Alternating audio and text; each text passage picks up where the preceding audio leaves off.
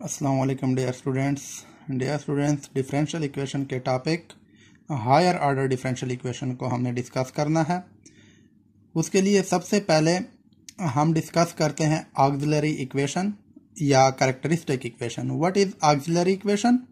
Auxiliary equation होती क्या है, तो उसको आज हम डिस्कस कर लेते हैं। हमारे पास एक होमोजीनियस लीनियर डिफरेंशियल इक्वेशन है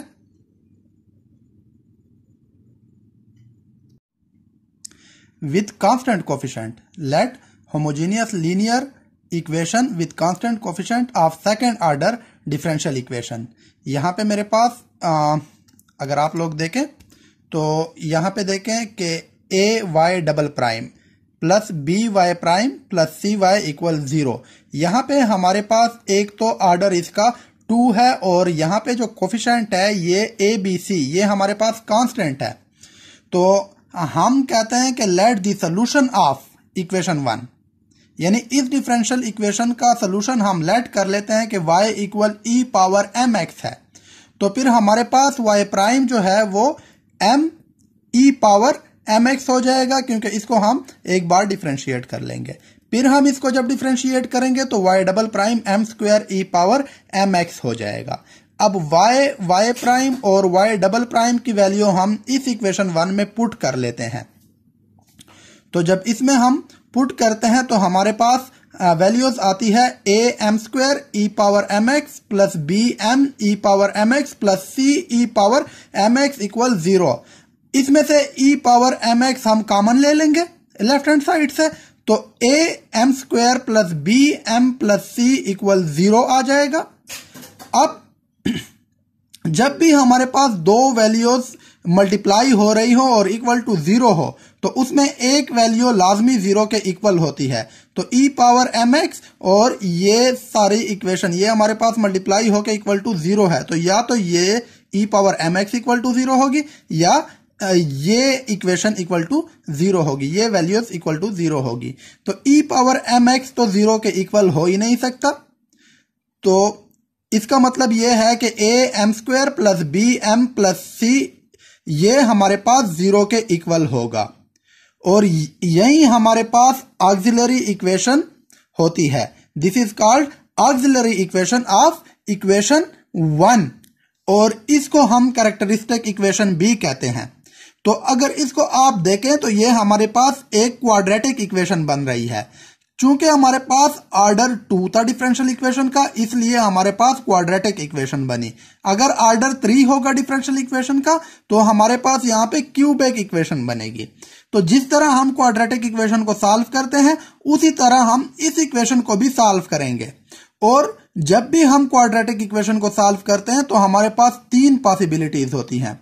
एक पॉसिबिलिटी ये होती है कि रूट्स या तो हमारे पास रियल और डिस्टिंक्ट होते हैं, दूसरी हमारे पास रूट्स जो होते हैं वो रियल और रिपीटेड होते हैं, और तीसरी पॉसिबिलिटी जो होती है उसमें हमारे पास रूट्स कॉम्प्लेक्स नंबर होते हैं। तो तीनों पॉसिबिलिटी हमारे पास आ सकती हैं। इसके रूट्स रियल और रिपीटेड भी हो सकते हैं, रियल और डिस्टिंक्ट भी हो सकते हैं और कॉम्प्लेक्स भी हो सकते हैं।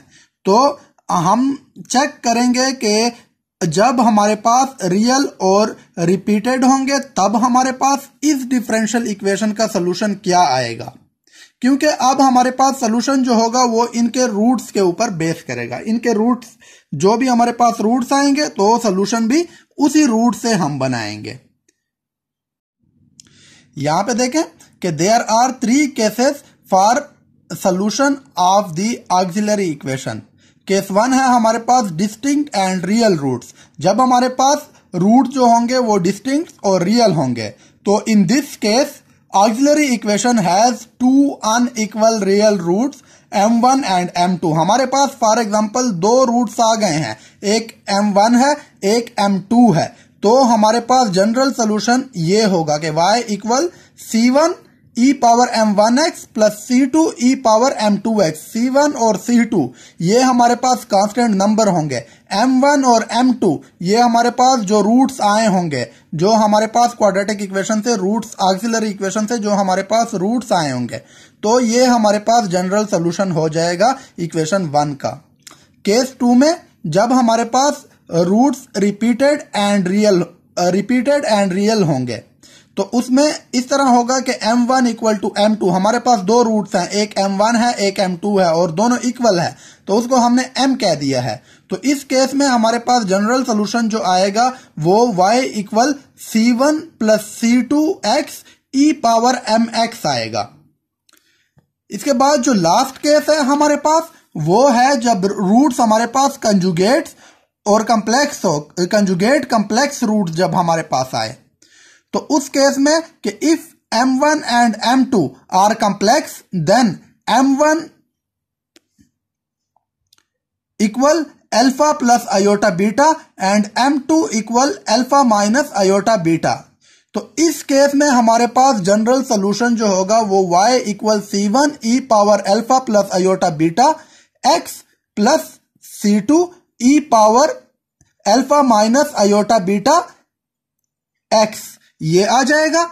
अब हम ऐसे करेंगे कि इस x को अल्फा के साथ भी मल्टीप्लाई कर लिया और आयोटा बीटा के साथ भी मल्टीप्लाई कर लेंगे, तो c1 e power alpha x into e power iota beta x आ जाएगा, क्योंकि यहां पे प्लस है, plus c2 e power alpha x into e power minus iota beta x आ जाएगा। यहां से हम e power alpha x common ले लेंगे, तो c1 e power iota beta x plus c2 e power minus iota beta x into e power alpha x आ गया है। यहां पे हम आयलर इक्वेशन यूज करके e power iota beta x और e power minus iota beta x की value put करेंगे, क्योंकि आयलर इक्वेशन हमें यह बताता है कि e power iota beta x अगर हमारे पास आ जाए तो वो cos beta x plus iota sine beta x के इक्वल होता है, और e power minus iota beta x आ जाए तो वो cos beta x minus iota sine beta x के इक्वल होता है। तो ये वैल्यू हम पुट कर लेंगे e power iota beta x और e power minus iota beta x की। तो यहाँ पे c1 cos beta x plus iota sine beta x plus c2 cos beta x minus iota sine beta x e into यहां पे हमारे पास e power alpha x वैसे का वैसे आएगा। तो यहां c1 को मल्टीप्लाई कर लेते हैं इसके साथ और c2 को भी इसके साथ मल्टीप्लाई कर लेंगे, तो ये इक्वेशन बन जाएगी। अब यहां पे देखें c1 cos बीटा x, यहां पे c2 cos बीटा x है, cos बीटा x इन दोनों में से कॉमन ले लिया तो c1 प्लस c2 आ जाएगा। यहां पे देखें तो iota c1 sign beta x minus iota c2 sign beta x, तो यहां पे हमने साइन बीटा कॉमन ले लिया है, आयोटा भी कॉमन ले लिया है, तो c1 minus c2 sign beta x आ गया है। तो यहां पे हमारे पास जो जनरल सोल्यूशन आ जाएगा वो y equal a cos beta x plus b sign beta x के इक्वल होगा। और यहां पे आप देखें तो हमारे पास दो कांस्टेंट है c1 प्लस c2, जब दो कांस्टेंट ऐड हो जाए तो फिर एक कांस्टेंट आता है, उसको हमने a का नाम दे दिया है। और यहां पे आयोटा c1 माइनस c2 ये हमारे पास कांस्टेंट है, जब दो कांस्टेंट सब्ट्रैक्ट हो आयोटा भी एक कांस्टेंट है तो फिर हमारे पास एक कांस्टेंट आता है, तो उसको हमने b का नाम दे दिया है। तो जब भी हमारे पास रूट्स कंजुगेट कम्प्लेक्स होंगे तो हम जनरल सोल्यूशन ये वाला लिखेंगे कि y equal a cos beta x plus b sign beta x e power alpha x। तो तीन सोल्यूशन हमारे पास आ गए हैं, यानी 3 टाइप्स के सोल्यूशन हमारे पास आ गए हैं, एक रियल एंड डिस्टिंक्ट के लिए, एक रियल एंड रिपीटेड के लिए और दूसरा कंजुगेट कम्प्लेक्स के लिए। तो इसमें हमें दो बातों का पता चला कि ऑक्सिलरी इक्वेशन क्या होती है और हमारे पास जब रूट्स आ जाएं तो जनरल सॉल्यूशन कैसे आएगा। उम्मीद है आपको इस टॉपिक की समझ आ गई होगी।